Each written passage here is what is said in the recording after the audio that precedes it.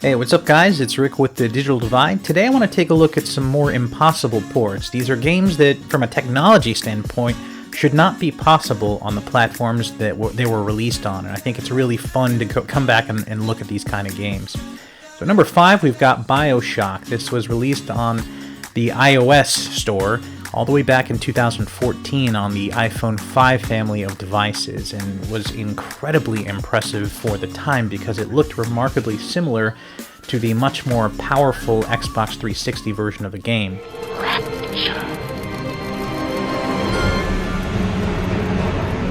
City where the artist would not fear the censor, where the scientist would not be bound by petty morality, where the great would not be constrained by the small. The sweat of your brow, rapture can become your city as well.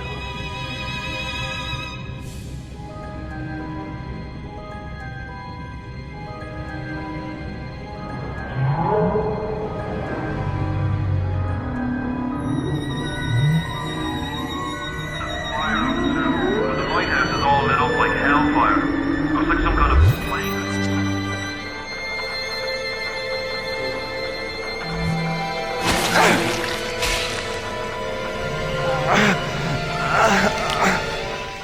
So unfortunately, this game is no longer available on the App Store. It was discontinued when Apple stopped supporting 32-bit software.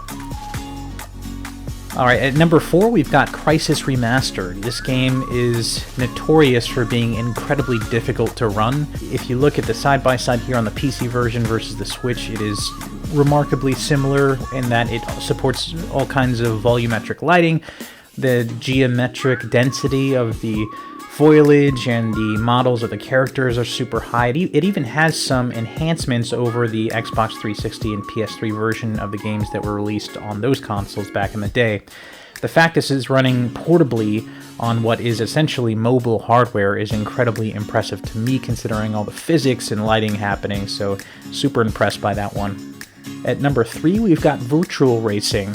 Now, Virtual Racing came out on the Sega Genesis all the way back in 1994 and was only possible due to the SVP chip that was on the cartridge. This let the Genesis render fully polygonal 3D objects and environments, and it was made to compete with the Super FX chip that was used in games like Star Fox for the Super Nintendo.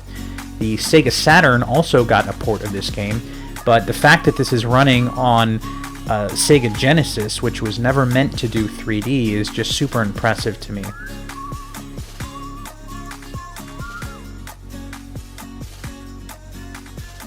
At number 2, we've got The House of the Dead. Now, this game, when I first saw it in the arcades, I was blown away by how good it looked. It was a huge step up from anything I had seen before it when it came to arcade visuals. The Sega Saturn is a really underpowered console in comparison to the arcade board that this was designed for, and the fact that they got this running at all is unbelievable to me. Now, obviously, if you compare the two side by side, it looks nothing like the arcade counterpart, but it is still super impressive to see how close they got.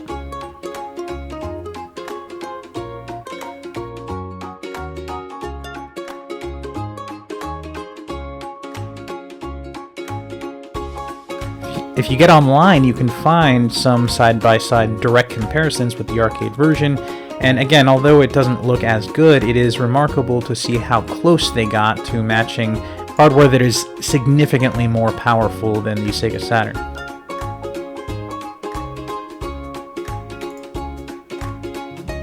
At number 1, we've got Tomb Raider, and this is probably not the port you're thinking of. This is actually a Game Boy Advanced version of this game, which is incredibly impressive. This is the fully 3D polygonal version of the game, the same geometry that you see in the PC and PlayStation versions of the game, as well as the Sega Saturn. You can see here this is the PlayStation version of the game running at full speed, and that in its own right was a very impressive port. But if you look to the right here, you'll see the game running on Game Boy Advance, and everything, all the assets are exactly the same. It's running at a lower resolution and frame rate, obviously, but again, this system should not be capable of running the game. You can see the N-Gage version, the Nokia N-Gage version on the left here. Also as a comparison, and keep in mind the N-Gage was significantly more powerful than the Game Boy Advance, but the two ports here look almost identical to my eye. Now you can actually get online and buy a physical cartridge of this port that is unofficial, obviously, so that you can actually plug it into a GBA and run it natively, or you can just download the ROM to check it out if you'd like.